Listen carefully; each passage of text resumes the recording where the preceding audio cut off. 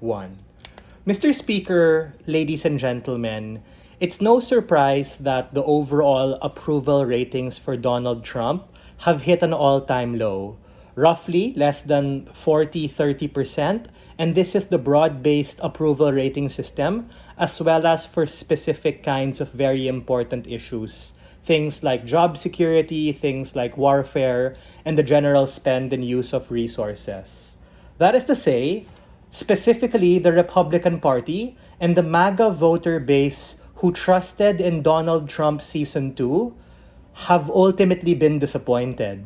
Because since the year began, we've engaged in multiple forms of conflict, from the continued funding for Israel and those particular conflicts in the Middle East, to the continued funding of this proxy war and direct war with Ukraine and Russia, all the way up to what happened in January with the pillaging of Venezuelan oil fields and literally using the special forces to kill 40 people and literally take Maduro and bring him to New York through absolute resolve.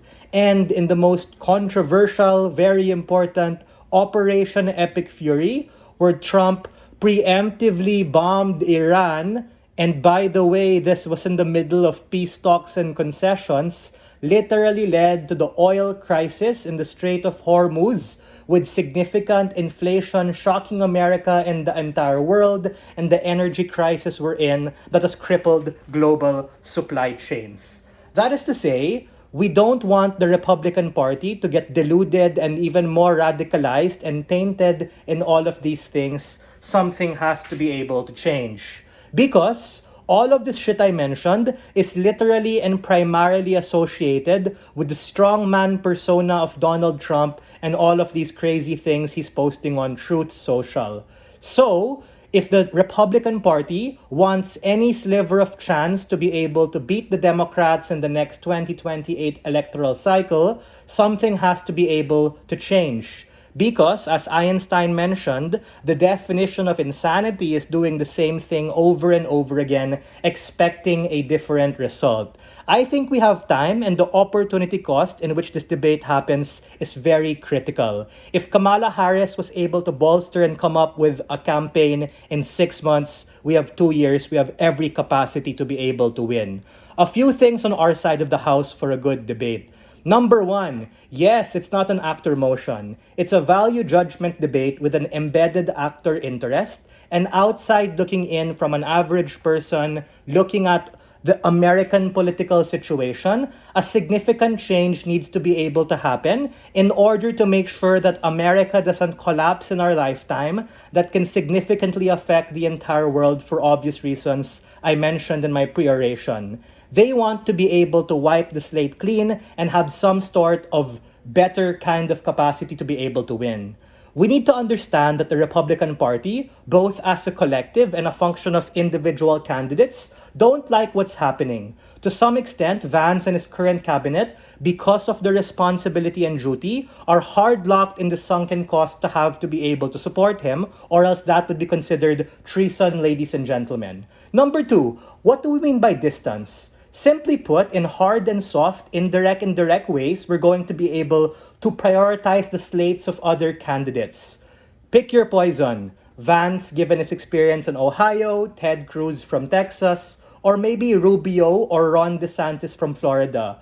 But my suspicion is I think there's going to be a primary support for Ron DeSantis for 3 structural reasons. Number 1, he already has had a lot of electoral experience and primary support given that he's been able to win and have this experience under his belt. Number 2, he ticks the boxes of conservatives and Republicans for the things he supports. And number 3, people on average like him because he's young, and by young I mean under 50, to be able to bolster and position themselves uniquely against Mamdani and AOC, other people who are young and rising. Number 3, let's talk about JD Vance, right? Because they might say, oh yeah, it's going to create infighting within that, it's unstrategic. I think JD Vance generally doesn't have a lot of popular support. In fact, people treat him as a meme because he's young, and to a large extent, he already had a hard time winning the VP seat, and he only was able to do it because of his connections and his wife. In fact, when they interviewed Donald Trump whether he's going to support him, he kind of dodged it and even implied, nah, I'm not going to support him. There's only one me. That is to say, even if they choose to be able to forward Vance, it's in Vance and the Republican Party's interest to be able to forward and disassociate to not make him even more radicalized given Trump's strong cults of personality. Number 4, the context in which Trump won the election is quite important. Trump season 2, I'm referring. 2 things. 1, he was able to be lucky to get entrepreneurial support from people like Elon and other technocrats who are now facing significant backlash given the rising cost of doing business. And number 2, he was able to gain sympathy for his assassination attempt. That is to say, these very special circumstances dictated the way in which he wins, which is unlikely to get other support in the future. Sure, POI.